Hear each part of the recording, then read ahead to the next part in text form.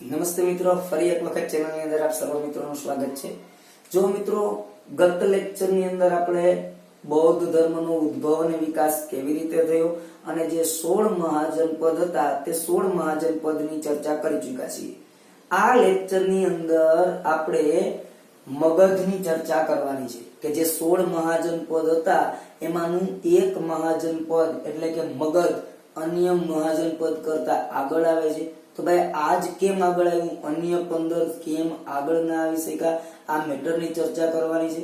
મગધ આગળ આવી જાય 16 મહાજનપદની અંદર। આ મગધની અંદર ઘણા બધા વંશના રાજાઓ આવે છે, તો એ બધા રાજાઓની આજે આપણે ઔપચારિક ચર્ચા કરવાની છે। અને આ જ સમયગાળા દરમિયાન એક વિદેશી આક્રમણ થાય છે, બે વિદેશી આક્રમણો થાય છે, તે બંને વિદેશી આક્રમણોની આજે આપણે ચર્ચા કરવાની છે। તો ત્રણ બાબતોની આજે એક સાથે આપણે ચર્ચા કરવાના છીએ। અને હા મિત્રો, અત્યાર સુધીમાં ઇતિહાસના 10 વિડીયો આપણે અપલોડ કરી ચૂક્યા છીએ। જે મિત્રો કદાચ પહેલી વખત આ વિડીયો નિહાળી રહ્યા હોય તો સૌપ્રથમ પહેલા તે વિડીયો નિહાળો કે જેથી કરીને ઇતિહાસ શીખવા માટેની તમારી લિંક છે તે જળવાઈ રહે। અને જ્યાં સુધી કોઈ વિષયને તમે ચોક્કસ ક્રમમાં નહીં શીખો ત્યાં સુધી કોઈ વસ્તુ આવડવાની નથી, અધવચ્ચેથી ક્યારે કોઈ વસ્તુ સમજાશે નહીં। તો આવો હવે જોઈએ કે ભાઈ મગધ કેમ આગળ આવ્યું, તેની અંદર કયા કયા રાજા થઈ ગયા અને વિદેશી આક્રમણ કેવી રીતે થાય, આ બે ત્રણ વસ્તુઓની આજે આપણે ચર્ચા કરશું। તો જો કે ભાઈ મગધ આગળ આવ્યું તેની પાછળ ઘણા બધા કારણો જવાબદાર છે। આર્થિક કારણો પણ જવાબદાર છે, થોડાક ભૌગોલિક કારણો જવાબદાર છે, થોડાક રાજનૈતિક કારણો જવાબદાર છે અને થોડાક સાંસ્કૃતિક કારણો પણ જવાબદાર છે। તો સૌપ્રથમ આપણે આર્થિક કારણોની ચર્ચા કરીએ। જો મિત્રો સૌપ્રથમ તો મગધ આવેલું ક્યાં હતું એને આપણે અહીંયા જોઈએ કે મગધ છે અત્યારે જે આપણો બિહારનો ઇલાકો છે એ જ મગધ છે। અહીં આપણે જોઈએ કે અહીં બિહાર આવેલું છે, આ જ મગધ છે। તો આ મગધ અહીં આવેલું હતું। પ્રાચીન સમયમાં અહીંથી ઘણી બધી નદીઓ પ્રવાહિત થતી હતી અને હાલમાં પણ અહીંથી ઘણી બધી નદીઓ પ્રવાહિત થાય છે, જેમ કે ગંગા છે, ગંડક છે, કોસી છે, ઘાઘરા નદી છે। ઘાઘરા એ સરયુ નદી, ઘાઘરા નદીને સરયુ નદી પણ કહે છે। તો આ બધી નદીઓ અહીંયાથી પસાર થાય છે, એના લીધે મગધની અંદર એક તો જમીન પણ ફળદ્રુપ હશે, નદીઓના કાંપની જમીન હશે, પ્લસ ત્યાં નદીઓના પાણીના લીધે સિંચાઈની સુવિધા સારી હશે, સિંચાઈની સુવિધા સારી હતી। સાથે સાથે ખેતીની અંદર તે લોકો લોખંડનો પણ પ્રયોગ કરતા હતા। જો મિત્રો આ સમયની અંદર મગધમાં કૃષિનો વિકાસ થયો હતો। મગધમાં કૃષિનો વિકાસ કેમ થયો એની પાછળના રીઝનો તમારી સામે છે। પહેલું રીઝન એ છે કે તે આ બધી નદીઓથી ઘેરાયેલો વિસ્તાર હતો એટલે સિંચાઈની સુવિધા સારી હતી, પ્લસ ત્યાં લોખંડ પણ મળતું હતું। આગળ આપણે જોશું કે ત્યાંથી લોખંડ અને તાંબાની ખાણો પણ મળી હતી, એટલે લોખંડનો તે લોકો ખેતીમાં ઉપયોગ કરતા હતા। તો આ બંને બાબતોના લીધે થઈ અને ખેતીમાં ઉત્પાદન વધી ચૂક્યું હતું। ખેતરમાં ઘણું બધું ઢગલા મોઢે અનાજનું ઉત્પાદન છે તે થતું હતું।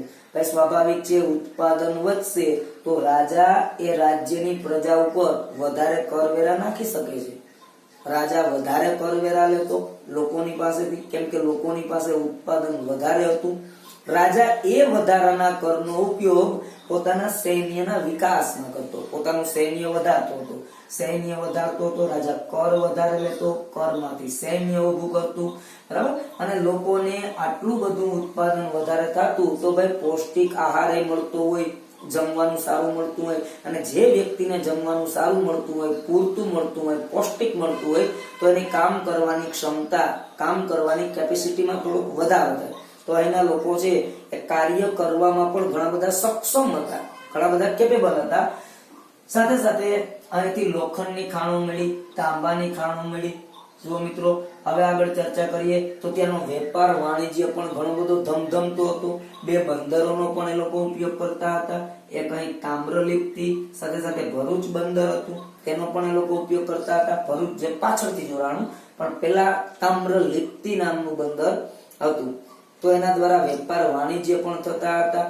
સ્વાભાવિક છે, ખેતીનો વિકાસ છે, સિંચાઈ અને લોખંડના લીધે, સાથે સાથે ત્યાંથી બે ખાણો પણ મળી એવી, તો વેપાર વાણિજ્ય ઓટોમેટિકલી થવાના છે, વેપાર વાણિજ્ય પણ થતા હતા। ઓકે, સાથે સાથે મગધની આજુબાજુમાં અહીં તમે નોટ ડાઉન કરીએ તો તરાઈનું જંગલ ને આવેલા છે, એટલે કે જંગલ વિસ્તાર આવેલો હતો. આવી રીતે મગધની આજુબાજુમાં ત્યાંથી તેમને હાથી મળ્યો. બીજા કોઈ રાજાઓ પાસે હાથી નામનું પ્રાણી અવેલેબલ હતું. મગધના રાજાઓને ત્યાંના જંગલમાંથી હાથી મળ્યો અને એ હાથીનો ઉપયોગ તે લોકો લડાઈ દરમિયાન પણ કરવા લાગ્યા. લડાઈ દરમિયાન પણ એનો ઉપયોગ કરતા હતા. જેમ કે રાજા કોઈ હાથી ઉપર અંબાડી ઉપર બેસીને આવતો અને સામે અન્ય 15 જે મહાજન પદ હતા એનો રાજા છે એ ઘોડા ઉપર આવતો, તો ભાઈ સ્વાભાવિક છે આ થોડુંક ડિફિકલ્ટ થઈ ગયું. આ રાજા થોડોક ચડિયાતો બની ગયો, હાથીનો ઉપયોગ કરતા હતા. આ જંગલમાંથી તે લોકો લાકડાનો ઉપયોગ કરી અને રથ પણ બનાવતા. અવનવા રથ હતા એની પાસે. 8000 જેટલા તો રથ હતા. વિશાળ તો સેના હતી. ચંદ્રગુપ્ત મૌર્યના સમયમાં વિલ્સન્ટ નામનો એક વિદ્વાન આવ્યો પશ્ચિમના દેશોનો. એના મત મુજબ 6 લાખનું તો સૈન્ય હતું. ચંદ્રગુપ્ત મૌર્ય પાસે 6 લાખનું પાયદળ, અશ્વ સેના અલગ, હાથીઓની સેના અલગ, 6 લાખનું તો ખાલી પાયદળ હતું અને 8000 તો રથ હતા. તો વિચારો કે કઈ રીતે આગળ આવ્યું. તો એની પાછળના ઘણા બધા રીઝનો છે. આપણે વાત કરી રહ્યા છે અત્યારે માત્ર આર્થિક કારણોની, કે એની પાસે હાથી હતો, લાકડું અવેલેબલ હતું, એમાંથી રથ બનાવતા, ખેતીનો વિકાસ સારો હતો, મુદ્રા પણ આવી ગઈ હતી અને મુદ્રા દ્વારા પ્રચલન થતું હતું. મુદ્રા દ્વારા જ બધો વેપાર વાણિજ્ય છે એ થતો હતો. તો આ મગધને આગળ આવવા માટેનું એક કારણ આપણે જોઈ ગયા કે આર્થિક કારણ, નાણાકીય કારણ. હવે એનું બીજું કારણ જોઈએ, ભૌગોલિક કારણ. જો મિત્રો કોઈ પણ વિસ્તારના વિકાસમાં તે વિસ્તારનું ભૂગોળ જવાબદાર હોય છે. જે વિસ્તારની અંદર એનું ભૌગોલિક વાતાવરણ સારું હોય, બધી ફેસિલિટી સારી હોય, તો એનો વિકાસ ઓટોમેટિકલી થઈ જાય, આપોઆપ થઈ જાય. ઘણા દેશો આપણે જોઈએ છે કે અત્યાર સુધી જે એકદમ ગરીબ હતા એ રાતોરાત ધનાઢ્ય બની ગયા છે. કેવી રીતે? તો કે અમુક એવી ભૌગોલિક પરિસ્થિતિઓ અહીંયા નિર્માણ થઈ હોય તો એના લીધે બની શકે છે. જેમ કે આફ્રિકાની અંદર, દક્ષિણ આફ્રિકા છે થોડોક લો ક્વોલિટીમાં હતો, પણ અહીંયાથી સોનાની ખાણો મળી એટલે ધનાઢ્ય બની ગયો. તો ભૂગોળ પણ જવાબદાર હોય છે દેશના વિકાસ માટે. તો આની ભૌગોલિક કારણો જોઈએ. મગધના ભૌગોલિક કારણો કે ભાઈ એની બંને રાજધાની, મગધને 2 રાજધાની હતી. એક રાજધાની હતી રાજગૃહ અને બીજી રાજધાની હતી પાટલીપુત્ર, કે જેને અત્યારે પાટણ તરીકે ઓળખીએ છીએ. જો મિત્રો એની રાજધાની જે રાજગૃહ હતી, આ રાજગૃહ 5 પર્વતથી ઘેરાયેલી હતી, સેફ હતી, કુદરતી કિલ્લેબંધી હતી. જો નકર એવું જોવા મળે છે કે રાજા છે પોતાનું જે આ રહેવાનો મહેલ છે એની ફરતી બાજુ એક કિલ્લો બનાવતો હોય, દિવાલો ચણાવતો હોય ને કિલ્લો બનાવતો. અહીંયા તો કુદરતી કિલ્લો હતો, ફરતી બાજુએ પર્વતથી એની રાજધાની ઘેરાયેલી હતી રાજગૃહ. એટલે કદાચ બહારનો કોઈ રાજા આક્રમણ કરશે તો ઉલટાનો મરવાનો જ છે, કેમ કે ફરતી બાજુ પર્વત છે, પર્વત ઓળંગીને આવવું પડે, તો ઘણું બધું ડિફિકલ્ટ થઈ જતું હતું. એટલે રાજગૃહ છે સેફ હતી એની રાજધાની. તો સાથે સાથે પાટલીપુત્ર પણ સેફ હતી. પાટલીપુત્ર નદી દુર્ગ હતી, નદીઓ એનો કિલ્લો બની હતી. જેમ કે પાટલીપુત્ર, આ પાટલીપુત્ર અને ફરતી બાજુએ નદીઓ હતી, ફરતી બાજુએ નદીઓ હતી. તો પાટલીપુત્ર નદીઓથી ઘેરાયેલ, રાજગૃહ પર્વતોથી ઘેરાયેલ, બંને રાજધાની સેફ હતી. રાજા નિશ્ચિત હતો, કોઈ પણ પ્રકારનો ડર નહોતો.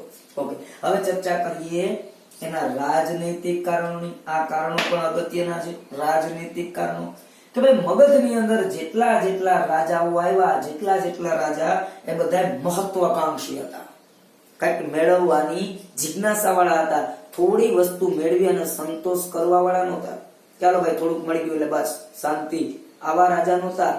મેળવવાની લાલચા એની અંદર વધારે હતી, ઘનિષ્ઠ લાલચા ધરાવતા હતા. કોઈ વસ્તુ મળી ગઈ હોય તો હજી મારે વધારે મેળવવું, હજી મારે, આવી રીતના મહત્વાકાંક્ષી હતા. મહત્વાકાંક્ષીની સાથે સાથે આ રાજાઓ સહનશીલ પણ હતા.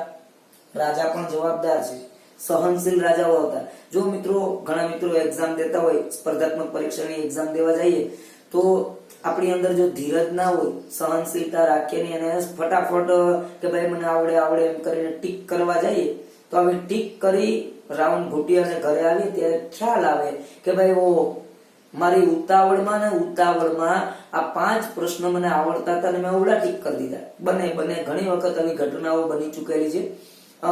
મારે પોતાને પણ આવી ઘણી વખત ઘટનાઓ બની ચૂકી હતી. તો કે ભાઈ ખૂટતા હોય બીજું, ઘૂંટાઈ જાય બીજું, ભૂલમાં ઉતાવળના પરિણામે તો એક્ઝામ દરમિયાન ક્યારેય ઉતાવળ બહુ ના કરવી, ધીરજ રાખવી. એકવાર પ્રશ્નને વાંચી લીધો, શક્ય હોય તો જરૂરિયાત લાગે તો ફરી એકવાર પણ વાંચવું, તો નિરાતે કોઈ એક્ઝામ તમારે આપી જોઈએ. એટલે રાજા છે સહનશીલ હતા, મહત્વકાંક્ષી હતા, કંઈક મેળવવાની તાલાવેલી હતી, વિભિન્ન પ્રકારની રાજા કૂટનીતિ અપનાવતા. ભાઈ આ એની અગત્યની મેટર હતી.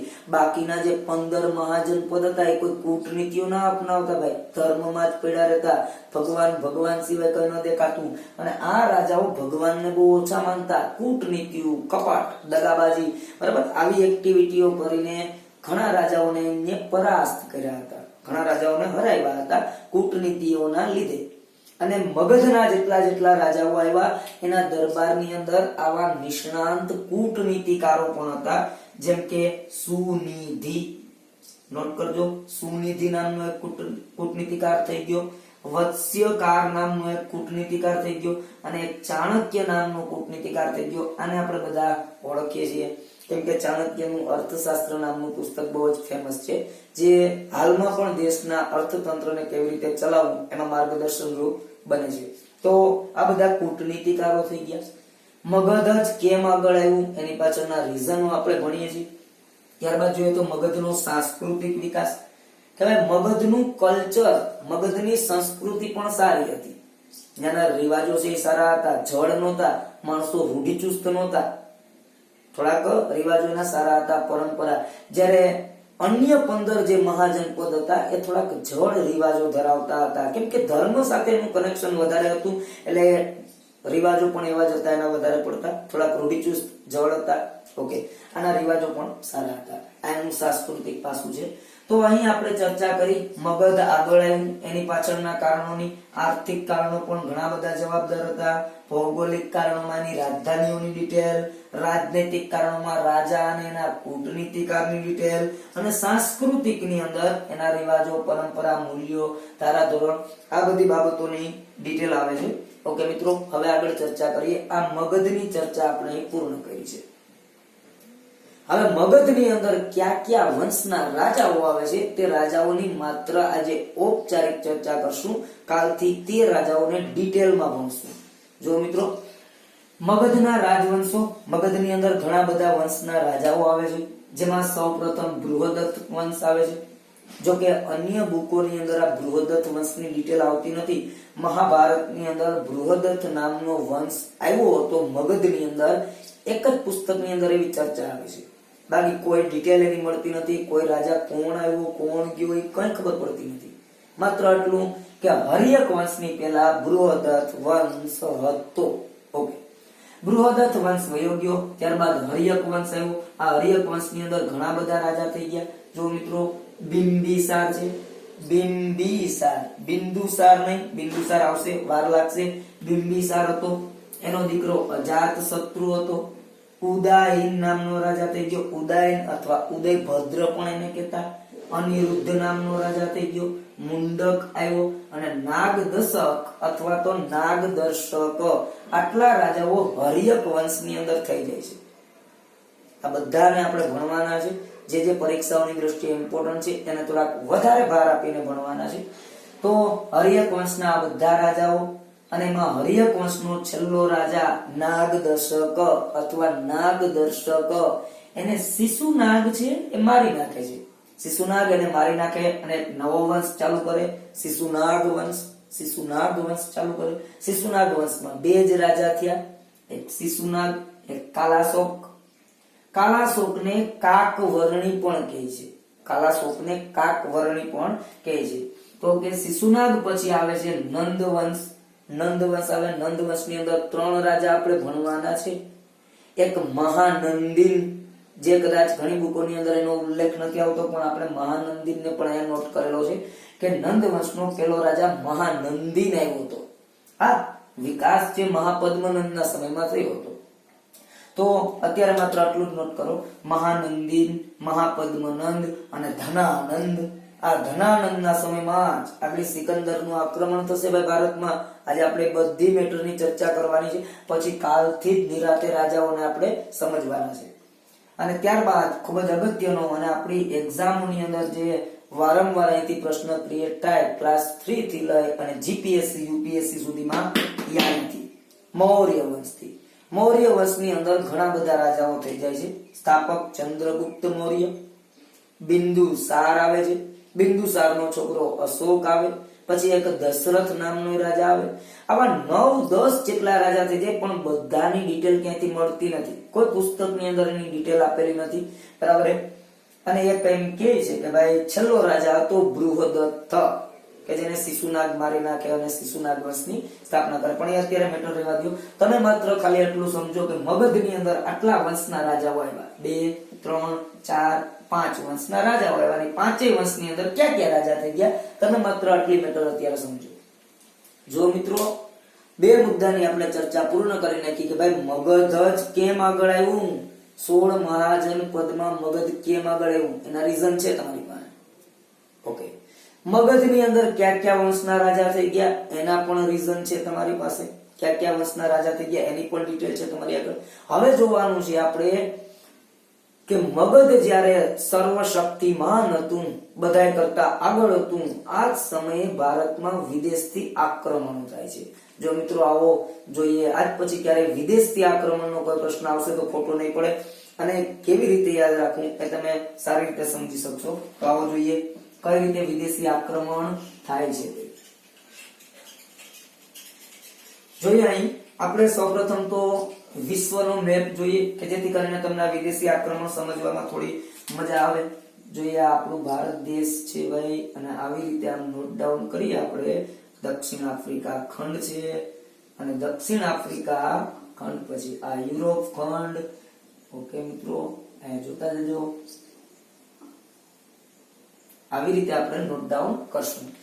ભારતને આપણે જરા સુસ્પષ્ટ કરી દઈએ. જો કે વિશ્વની અંદર આવી રીતનું ભારત જોવા નહીં મળે, પરંતુ આપણે આવી રીતનું અહીંયા નોટ કરીએ કે જેથી કરીને તમને આઈડિયા આવે.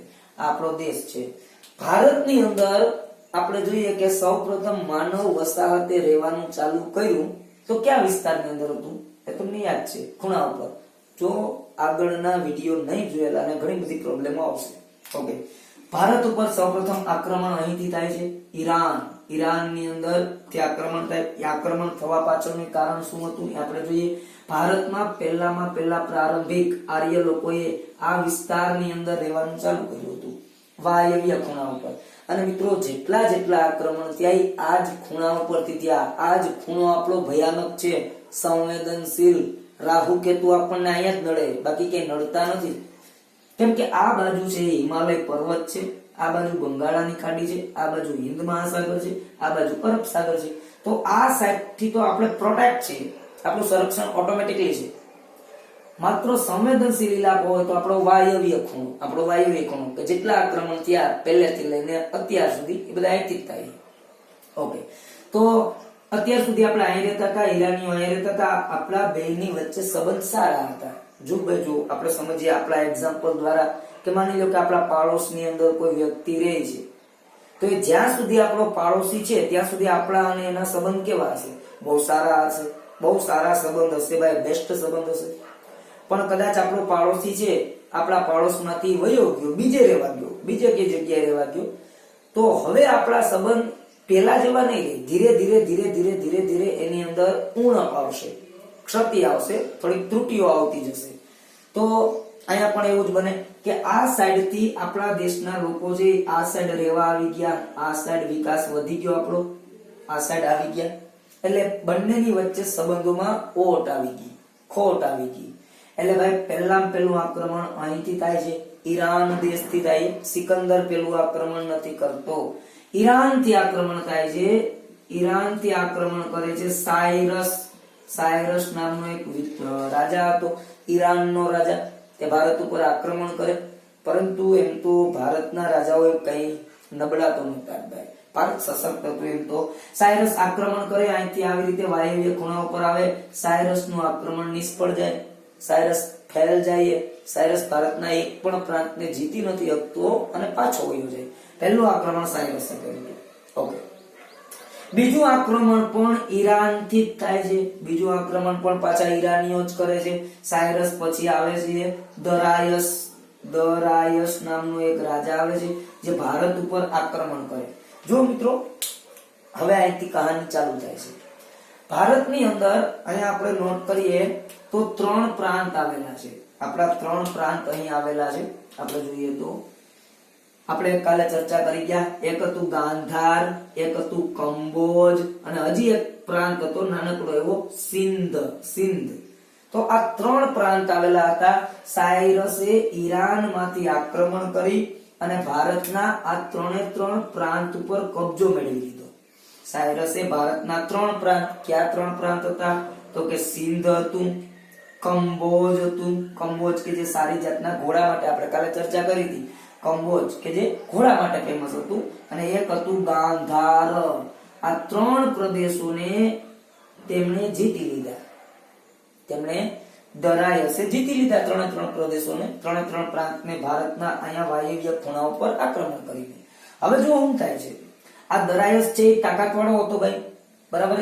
દરાયસ પોતાના આ વિસ્તારની અંદર તે 19 પ્રદેશોમાં તો રાજ કરતો હતો જ, 19 પ્રાંતમાં તો રાજ કરતો હતો જ, અને સાથે સાથે આ 3 પ્રાંતોને ભેગા કરી અને એક પ્રાંત બનાવી નાખ્યો. 3ને ભેગા કરી, વહીવટ કરવામાં સહેલું રહે એટલે 3ને ભેગા કરી એક પ્રાંત બનાવી નાખ્યો. એટલે 19 પ્રાંત એના દેશના પ્લસ એક પ્રાંત ભારતની અંદર. ઓકે, એટલે ટોટલ 20 પ્રાંત ઉપર રાજ કરતો હતો. 19 પ્રાંત એના દેશના, એક પ્રાંત ભારતનો. અને મિત્રો આ વિસ્તાર એવો હતો, એનો આ એક જ જે પ્રાંત ભારતમાં હતો, આ એક પ્રાંત એવો હતો સિંધ, કંબોજ અને ગાંધાર વાળો, કે એના દેશમાંથી એને જેટલી આવક મળતી હતી ને એના કરતા 1/3 ગણી આવક અહીંથી વધારે મળવા માંડી ભાઈ. કેમ કે આ વિસ્તાર બહુ ધનાઢ્ય હતો આપણો, એટલે દરાયસની આવક અનેક ગણી વધી ગઈ. આ વિસ્તારમાંથી સિંધ, કંબોજ અને ગાંધાર નામના વિસ્તારમાંથી એને વાર્ષિક આખા વર્ષ દરમિયાન 360 ટેલેન્ટ, આ તે સમયનું કોઈ માપ હશે, ટેલેન્ટ, આટલી સોનાની રજ મળતી. આટલી સોનાની રજ, આખા વર્ષની આટલી સોનાની રજ કમાઈને લઈ જતો હતો. ટૂંકમાં ભારતનો એક પ્રાંત એના કબજામાં છે. જો મિત્રો દરાયસ ધાર્યું હોત, દરાયસનું આક્રમણ અહીં પૂર્ણ થાય, દરાયસે કદાચ ધાર્યું હોત તો ભાઈ દરાયસ અહીંયા સુધી પણ આવી શકે, દરાયસ અહીંયા પણ આક્રમણ કરી શકે. પણ દરાયસ આવો ન હતો. દરાયસ મહત્વાકાંક્ષી નહોતો. બસ એ સ્થિર થઈ જવામાં વધારે માનતો હતો. ભાઈ બસ આટલું મળી ગયું, હવે હું શાંત છું, હવે હું સંતોષ છે, મને હવે મારે વધારે નથી મેળવવું. તો એ સંતોષી હતો, મહત્વાકાંક્ષી ન હતો. વધારે મેળવવાની સત્તા, લાલચા એની અંદર નહોતી. એ સ્થિર થઈ ગયો. અહીંયા ઈરાનની અંદર પાછો વયો ગયો, ભારતનો આ એક પ્રાંત જીતીને. ઓકે, હવે જુઓ મિત્રો શું થાય છે, સ્ટોરી શું બને છે, નિરાંતે સમજવાની ટ્રાય કરજો. 1 મિનિટ થોડી વાર માટે તમે તમારી બુકની અંદર મુદ્દા નોટ કરજો. આપણે અહીં સરખું વ્યવસ્થિત કરી લઈએ. જો આપણો દેશ છે, હવે જોઈએ ભાઈ સિકંદરની ચડાઈ થવાની છે, તૈયારી છે આપણો દેશ. સિકંદરનો જન્મ અહીં આપણે જોઈએ તો ગ્રીક દેશ છે, યુનાન પણ કહેવાય, ગ્રીક કયો, યુનાન કયો, ગમે તે કયો. ઓકે, ગ્રીકની અંદર એક રાજા રાજ કરતો હતો. એ રાજાનું નામ હતું ફિલિપ. એ રાજાનું નામ ફિલિપ હતું અને એની વાઇફનું નામ હતું ઓલિમ્પિયા. ઓલિમ્પિયા. બંનેને ત્યાં એક સંતાનનો જન્મ થાય. એ સંતાનનું નામ રાખવામાં આવે છે Alexander III. Alexander III. Alexander III એ જ આપણો સિકંદર, એ જ સિકંદર બનશે આગળ. ફિલિપ અને ઓલિમ્પિયાનો પુત્ર એલેક્ઝાન્ડર III ગ્રીક અને યુનાન નામનો પ્રદેશ હતો. ત્યાં એના પપ્પા રાજ કરતા હતા. સાવ નાનકડો પ્રાંત હતો, એકદમ નાનકડો પ્રાંત હતો. અને આ સિકંદરના એટલે કે એલેક્ઝાન્ડર III ના ગુરુ હતા અરસ્તુ. અરસ્તુ તેમના ગુરુનું નામ હતું. ભાઈ ક્યારેક પ્રશ્ન આવી શકે કે સિકંદર એટલે એલેક્ઝાન્ડર 1, 2, 3, 4, તો કન્ફ્યુઝન ન થાય. Alexander III is Sikandar. એના ગુરુનું નામ અરસ્તુ. માતા પિતા ફિલિપ અને ઓલિમ્પિયા. ભાઈ સિકંદર નાનો હતો ત્યારથી આપણે બધાએ સાંભળેલું જ છે. સિકંદરની સ્ટોરી તો બધા જાણીએ છીએ કે એને એવી એક જીદ હતી કે એવું મનની અંદર એને ઠાસીને ભરી લીધું હતું ભાઈ કે મારે વિશ્વ જીતવું છે. નાનપણથી જ એને એવી તાલાવેલી હતી. અને જ્યારે કોઈ વ્યક્તિ મનની અંદર એવું કોઈ નક્કી કરી લે કે મારે કરવું છે તો એ કરીને જ રહે છે. એટલે સિકંદરને પણ આવું માઇન્ડ ની અંદર ફિટ થઈ ગયેલું હતું કે મારે આ વસ્તુ કરવી છે, હું આમ કરીને રહી, મારે વિશ્વ જીતવું છે. જો મિત્રો હવે શું થાય, સિકંદર નાનકડા પ્રાંતની અંદર રાજ કરે છે. આ એનો નાનકડો પ્રાંત ગ્રીક યુનાન. અહીંથી તે પોતાની સેનાને લઈ અહીં ઈરાન ઉપર આક્રમણ કરે. જો ભાઈ જુઓ, પેલા ભારત નહીં આવે, ડાયરેક્ટ ભારત નહીં આવે, પેલા ઈરાન આવશે, એના રસ્તામાં ઈરાન આવશે. ઈરાન ઉપર આક્રમણ કરે. ઈરાનની અંદર તે સમયે દરાયસ ત્રીજાનું રાજ હતું. દરાયસ ત્રીજો, અહીંયા સિકંદર, એલેક્ઝાન્ડર 3. ઓકે, સિકંદર કરતા આ ઈરાન પ્રાંત છે, દરાયસનો પ્રાંત છે, દરાયસનો પ્રદેશ છે, 40 ગણો મોટો હતો. વિચારજો, તમે જરા વિચારજો, સિકંદરના પ્રાંત કરતા દરાયસનો જે પ્રાંત ઈરાન છે 40 ગણું મોટું હતું. બંનેની વચ્ચે યુદ્ધ થાય એટલે કદાચ દરાયસ છે એને થોડોક પાવર હશે, થોડીક આમ હવા આવી ગઈ હશે, અભિમાન આવી ગયું હશે કે ભાઈ હવે આવડા નાના એવા છોકરો આવે લડાઈ લડવા નાનકડી ટુકડી લઈને તો શું થાય, બરાબર? આવું કદાચ એટીટ્યુડ આવી ગયો હોય, અભિમાન આવી ગયું હોય. પણ ક્યારે જિંદગીમાં કોઈ અભિમાનીનું અભિમાન ટેકું નથી હજી, બરાબર? રાવણ જેવા રાવણનું નથી ટેકું, તો આ તો નાનો એવો દરાયસ છે, તો આનું પણ ટકવાનું નથી મિત્રો. તો કદાચ એવા કોઈ પાવરમાં જ રહી ગયો હોય, ભાઈ પાવરમાં જ રહી ગયો હોય, કેમ કે આના કરતા 40 ગણું એનું સામ્રાજ્ય મોટું હતું. એ રાજા કોઈ હારે થોડો યાર, બરાબર છે? બંનેની વચ્ચે યુદ્ધ થાય. સિકંદર આ બાજુથી, દરાયસ આ બાજુથી. આ યુદ્ધનું નામ છે અરબેલાનું યુદ્ધ. અરબેલાનું યુદ્ધ. સાલ તારીખ કઈ આવવાની નથી. સિકંદર અને દરાયસ વચ્ચે, દરાયસ ત્રીજા વચ્ચે કયું યુદ્ધ થયું? અરબેલાનું યુદ્ધ. અને એમાં સિકંદર છે એ જીતી જાય ભાઈ, સિકંદરની જીત થાય. સ્વાભાવિક છે યાર, પોતાના કરતા 40 ગણા મોટા પ્રાંતને હરાવે એટલે હવે અહીંયાથી એનું નામ પડે છે એલેક્ઝાન્ડર ધ ગ્રેટ, સિકંદર મહાન. ભાઈ મહાન જ કહેવાય, આવો વ્યક્તિ હોય તો એને મહાન જ કહેવાય. પોતાના કરતા 40 ગણા મોટા પ્રાંતને હરાવ્યો તો એ મહાન જ થયો. હવે તો બહારના રાજાઓ પણ, સમગ્ર વિશ્વના રાજાઓ આનાથી ધ્રુજતા, આના નામથી કાંપતા, કંપારી અનુભવતા ભાઈ કે એણીએ એના કરતા વિસ્તૃત રાજ્યને હરાવ્યું તો આપણું શું થાય. હવે તો સિકંદરની સેના વધી ગઈ હતી, કેમ કે ઈરાનની સેના એની સેના, સિકંદરની સેના વધી ગઈ હતી. દરાયસને મારી નાખ્યો તો દરાયસ ત્રીજો ગયો, પૂરું થઈ ગયું ભાઈ, અરબેલાના યુદ્ધમાં ફિનિશ થઈ ગયું. સિકંદર હવે થોડો કઈ મહત્વકાંક્ષી ન હતો. સિકંદર મહત્વકાંક્ષી હતો ભાઈ, આગળ જવાની ઈચ્છા થઈ કે હાલો મારે ભારત જવું છે, ચાલો ભાઈ ચાલો. સિકંદર આવે છે, ભારતની અંદર એનો અટેક થાય છે.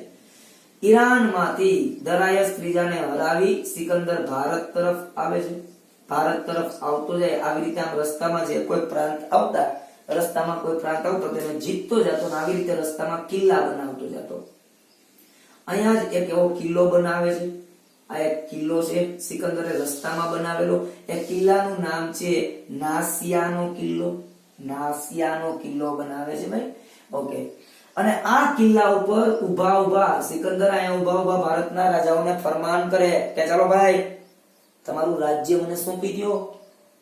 હવે એવામાં અહીં એક રાજા રાજ કરતો હતો, એક રાજા અહીં રાજ કરતો હતો. આ તક્ષશિલા છે ભાઈ, તક્ષશિલા છે.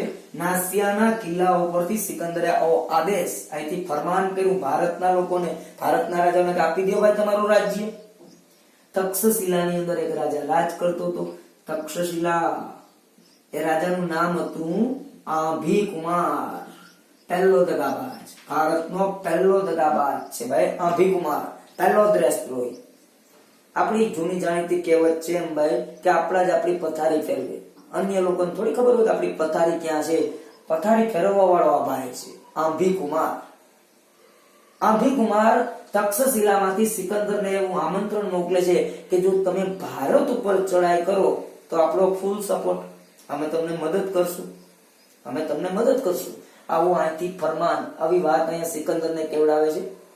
હવે જુઓ મિત્રો શું થાય, સિકંદર અહીં નાસિયાના કિલ્લા પાસે પહોંચ્યો હતો અને અહીંયાથી તે પોતાની સેનાના 2 ભાગ કરી નાખે છે. આ વસ્તુને આપણે ઝૂમ કરીને અહીંયા જોઈએ અહીંયા કે આ નાસિયાનો કિલ્લો, અહીંથી સિકંદર પોતાની સેનાના આવી રીતે 2 ભાગ કરે છે. એક ભાગ આવી રીતે જાય, એક ભાગ આવી રીતે જાય. એટલે કે ભાઈ સિકંદરનું એવું માનવું હતું કે થોડાક આમથી આક્રમણ કરો, થોડાક આમથી આક્રમણ કરો, અને બધાએ હમણાં ક્યાંક ભેગા થાવ. જોઈએ આગળ ક્યાં ભેગા થાય, બરાબર.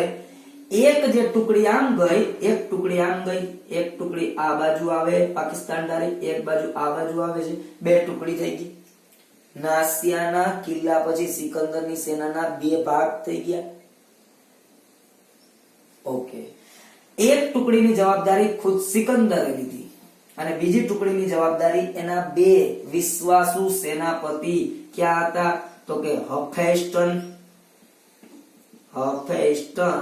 અને પડીકાસ. સાથે સાથે આની સાથે આંભી કુમાર પણ જોડાય છે.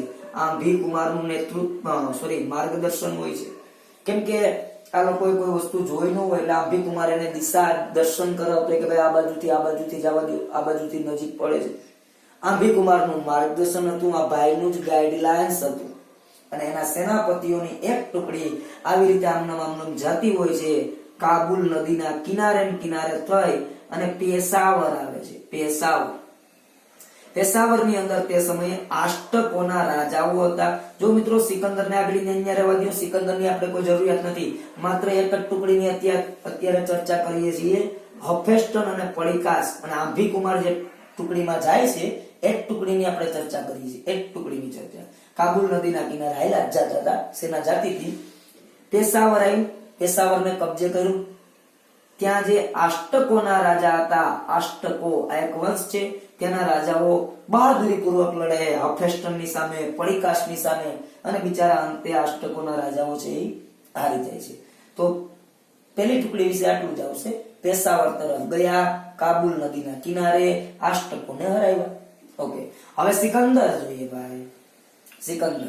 સિકંદર આવી રીતે ભારતના જુદા જુદા પ્રાંત છે કબજે કરતો જતો તો એક પછી એક. પંજકોર હતું, કુન્નર હતું, સાથે સાથે હજી એક બે પ્રાંતો હતા. પંજકોર હતું, કુન્નર હતું, સ્વાત હતું. અહીં આ બધા પ્રદેશોને તે હરાવે છે. સિકંદર ભારતના બધા પ્રદેશોને અહીંથી આવી રીતે એક પછી એક હરાવતો જાય. આ પહેલી ટુકડી, આ બીજી ટુકડી. ઓકે, તો આવી રીતે હરાવતો જાય. અહીં જે પ્રજા રહેતી હતી, અહીં જે પ્રજા વસવાટ કરતી હતી, પાણીની એવું કહે છે. પાણીની સંસ્કૃતના વ્યાકરણના ગ્રંથનો રચયિતા, અષ્ટાધ્યાયી ગ્રંથનો રચયિતા પાણીની એવું કહે છે કે અહીં પંજકોર, કુન્નર અને સ્વાત અહીં જે પ્રજા રહેતી હતી એ પ્રજાનું નામ હતું અશ્વકાયન. અથવા તેને જ પૂર્વ યશ્વકાયન પણ કહેતા. અશ્વકાયન અથવા પૂર્વ યશ્વકાયન. આ પ્રજાતિ સિકંદરનો બહાદુરી પૂર્વક સામનો કરે. ભાઈ બહુ લડાઈ આલે. આ નાના નાના રાજાઓ ડગ દેતા નથી સિકંદરની સામે ઝૂકતા નથી ભાઈ. અને ઘણા બધા મજબૂત કિલ્લાઓ આ રાજાઓના હતા. પંજકોરના, કુન્નરના, સ્વાતના રાજાઓના કિલ્લાઓ બહુ મજબૂત હતા. એમાં જ એક કિલ્લો તોડવામાં સિકંદર ઘવાય છે. આ કિલ્લાનું નામ હતું આરસોનનો કિલ્લો.